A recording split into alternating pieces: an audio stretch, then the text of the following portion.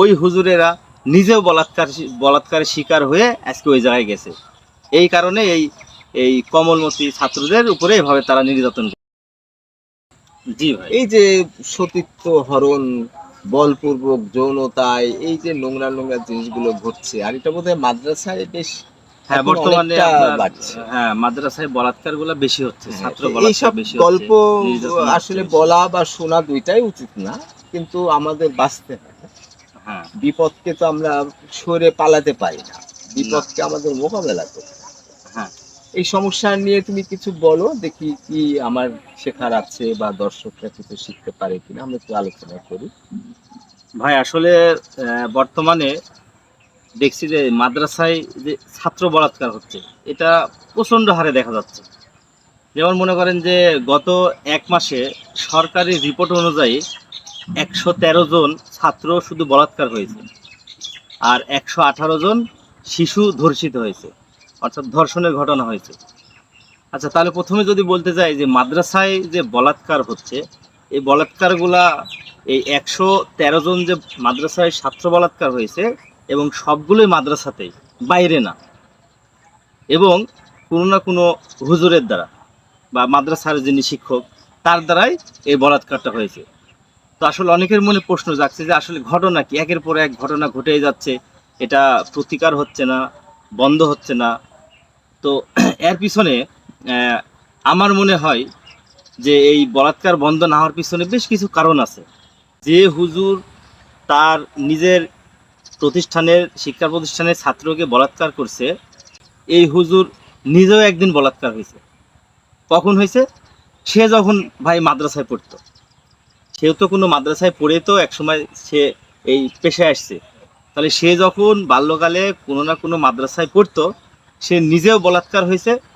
হওয়ার পর সে দিনে কোরআন হাদিস পড়তো, আর রাত্রে তার হুজুরের কাছে তার হুজুর তাকে বলাৎকার করতো, আর সে মনে করতো যে হয়তো এটাই নিয়ম।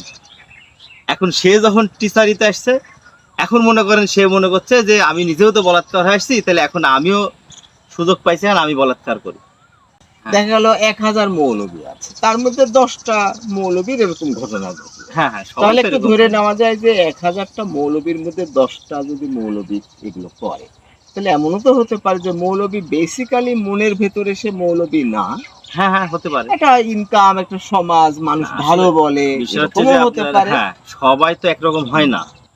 আচ্ছা, আরেকটা বিষয়, তাহলে এই 1 মাসে কি শুধু 113 জনই হয়েছে? অনেক হয়তো 1013 জন অজানা হয়েছে। আছে। হ্যাঁ, অনেক অজানা আছে, আমরা তো সবগুলা দেখতে পাচ্ছি না। আমরা পাচ্ছি মনে করেন যে 100টা ঘটনা ঘটলে আমরা হয়তো 10টা কি 20% পাচ্ছি, এর বেশি তো পাচ্ছি মানে না। এটা ধরে নিচ্ছ যে এখন হ্যাঁ, বাড়ছে বিষয়, এখন বাড়ছে। আগেও যে ছিল না তা না, তবে এখন হয়তো এত হ্যাঁ, বেশি বেড়ে যায়। মাদ্রাসায় ছাত্রদের এভাবে অন্যায়ভাবে বলাৎকার করছে, ওই হুজুরেরা নিজেও বলাৎকারের শিকার হয়ে আজকে ওই জায়গায় গেছে। এই কারণে এই এই কমলমতি ছাত্রদের উপরে এভাবে তারা নির্যাতন করছে। খুব যৌক্তিক আছে। না, এখানে একটা বিষয় আছে ভাই, হ্যাঁ, এখানে একটা হ্যাঁ। কথা আছে, সেটা হচ্ছে যে এই এই এরকম শুধু মাদ্রাসায় তো শিক্ষার জন্য প্রতিষ্ঠান নাই, কলেজ আছে, হাই স্কুল আছে, প্রাইমারি আছে, আরো অনেক কিছু আছে।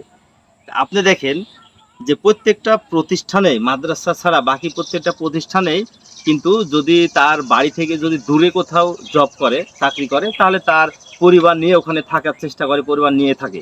কিন্তু এই মাদ্রাসার অধিকাংশ হুজুরেরা কি করে, তাদের পরিবারকে কাছে রাখে না। ধরেন বাড়ি থেকে দূরে চাকরি করছে, পরিবারকে কাছে রাখে না। এটা একটা বড় এটা সমাধান একটা যে সমস্যা। মসজিদে বা মক্তবে বা মাদ্রাসায় যেন পরিবার থাকতে হ্যাঁ, দেওয়া হয়, এ ধরনের এটা একটা বড় সমাধান। বা তার পাশেই থাকলেও মাদ্রাসা যেখানে আছে, সে যেখানে চাকরি করে, একটু ফাঁকে হোক সমস্যা নাই, তো সেখানে পরিবার নিয়ে থাকলো। রাতে মাদ্রাসাতে মানে ছাত্রীদেরও থাকতে দেওয়ার, মানে এটা বাদ দিতে হবে, ছাত্রদেরও থাকতে দেওয়ার সিস্টেমটা বাদ দিতে হবে। দিনে যেরকম প্রাথমিক বিদ্যালয়, হাই স্কুলে ছাত্রছাত্রী 9টা 10টায় আসে, 3টা 4টায় চলে যাচ্ছে, এই সিস্টেম করতে হবে। তখন এই মানসিকতাটা তাদের আসবে না। যখনই রাত্রে তারা রাত্রি যাপন করছে, তখনই হুজুরদের মানসিকতা একটা শয়তান চেপে ধরে এই কিছু কিছু হুজুর তখন এই ভুলটা করে ফেলছে। আর দেখো, হুজুরকে আমি যদি কম দোষ দিই তাহলে যেটা বলতে পারি সেটা হলো যে ওদের সম্ভাবনাটা, সুযোগ সুবিধাটা অনেক কম। এমনি ভদ্র যারা, তারা হয়তো অনেক অকারেন্সির সাথে জড়িত, বা তারা বেড়াতে যাচ্ছে, নানান জায়গায় যাচ্ছে, ফলে অকারেন্স করছে, অত বোঝা যাচ্ছে না। হ্যাঁ। আবার তাদের নারীর ক্ষেত্রে পুরুষ আছে, পুরুষের ক্ষেত্রে নারী আছে। হ্যাঁ। কিন্তু মাদ্রাসা ওখানে হয়তো একেবারেই সুযোগ সুবিধা নাই।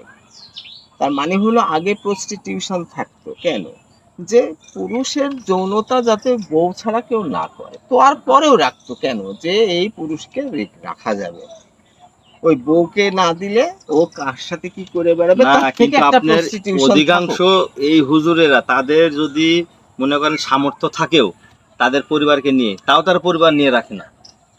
তাদের একটাই কারণ, সেটা হচ্ছে যাতে এই একা একা মাদ্রাসায় থাকবে রাত্রে, আর এই মানে ছাত্রদের ওই যাতে একটা বলাৎকার নেশা, করা যায়। হ্যাঁ হ্যাঁ, ওইটা এই একটা একটা নেশা নেশার পর্যায়ে যেতে চলে গেছে। পারে। না হলে আপনি প্রতিনিয়ত এই ঘটনাগুলো কেন ঘটছে?